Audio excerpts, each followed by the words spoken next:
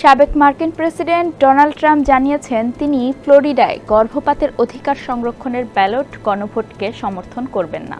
৩০ August তিনি এই ঘোষণা দেন। তবে এর কিছু সময় আগেই ফ্লোরিডায় ৬ সপ্তাহের গর্ভাবস্থার পর গর্ভপাতের বিষয়ে দেওয়া নিষেধাজ্ঞা প্রত্যাহারের জন্য ওই গণভোট আয়োজন করার ঘোষণা দিয়েছিলেন তিনি।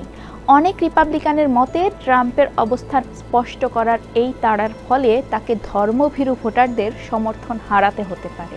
চলুন জেনে নেই কেন ট্রাম্প এমন ঘন ঘন অবস্থান পাল্টাচ্ছেন, তার সমর্থন হারানোর ঝুঁকি বা কতখানি। সঙ্গে আছি আমি রুকায়া জহির। প্রজনন স্বাস্থ্যের প্রতি ট্রাম্পের বেশ পুরনো দৃষ্টিভঙ্গি রয়েছে।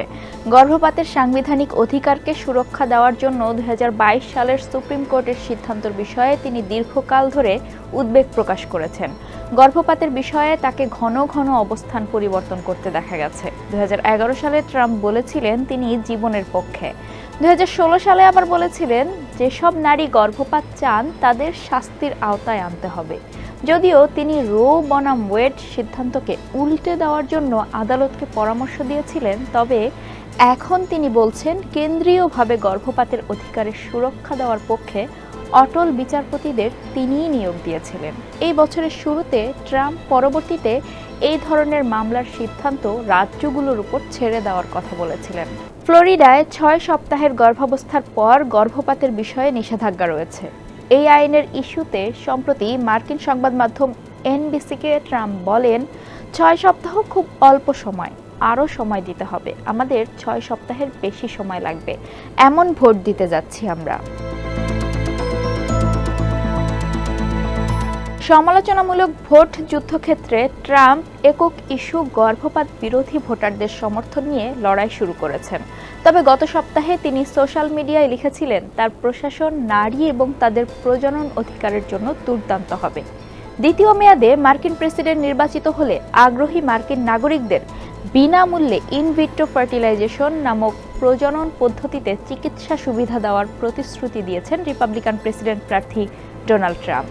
এভাবে তিনি নারী ভোটারদের দলে ফেরানোর চেষ্টা করছেন। এক সাক্ষাৎকারে ভাইস প্রেসিডেন্ট পদপ্রার্থী জেডি ভান্স বলেছিলেন, প্রেসিডেন্ট হিসেবে ট্রাম্প গর্ভপাতের উপর ফেডারেল নিষেধাজ্ঞাকে ভেটো দেবেন। এমনকি কেউ যদি তা কংগ্রেসে পাশ করাতে সক্ষম হন, তাহলে তা ট্রাম্পের আগের প্রতিশ্রুতির পুরোপুরি উল্টো হতে পারে। রিপাবলিকান নেতাদের কাছ থেকে ট্রাম্প যে তহবিল পেয়েছেন এর মধ্যে অন্যতম ফ্লোরিডা রাজ্য কৃষি কমিশনার উইলটন সিম্পসন। গত ২৯ আগস্ট সিম্পসন ট্রাম্পের জন্য একটি তহবিল সংগ্রহের আয়োজন করেছিলেন, যেখানে উপস্থিত ছিলেন ভ্যান্স। সেখানে পার্টির মুখপাত্র আইডা রস বলেন, ডোনাল্ড ট্রাম্প হয়তো ফ্লোরিডা এবং সারা দেশে গর্ভপাত নিষিদ্ধ করার জন্য তার প্রজেক্ট 2025 এজেন্ডা লুকানোর চেষ্টা করছেন। কিন্তু জেডি ভ্যান্স জানান, ট্রাম্প শুধু ফ্লোরিডার ৬ সপ্তাহের পর গর্ভপাতের নিষেধাজ্ঞার আইনের বিরুদ্ধে। ট্রাম্পের ধর্মীয় রক্ষণশীল সমর্থকরা সম্প্রতি সতর্ক করে বলেছেন ট্রাম্প তাদের সমর্থন হারানোর ঝুঁকিতে রয়েছেন।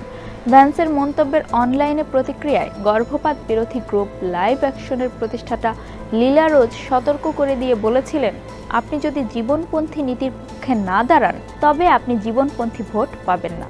কুইনিপিয়াক ইউনিভার্সিটির একটি নতুন সমীক্ষায় দেখা গেছে ৫৫% ভোটার মনে করেন ভাইস প্রেসিডেন্ট কমলা হ্যারিস সমস্যাটি মোকাবেলায় বেশি সক্ষম, যেখানে ট্রাম্পের পক্ষে রয়েছেন মাত্র ৩৮% ভোটার। এদিকে ইউগভ পরিচালিত সাম্প্রতিক সিবিএস নিউজ জরিপ অনুসারে ১০ জনের মধ্যে প্রায় ৭ জন ভোটারই ট্রাম্পের চেয়ে হ্যারিসকে গর্ভপাতের পক্ষে মনোনীত করেছেন।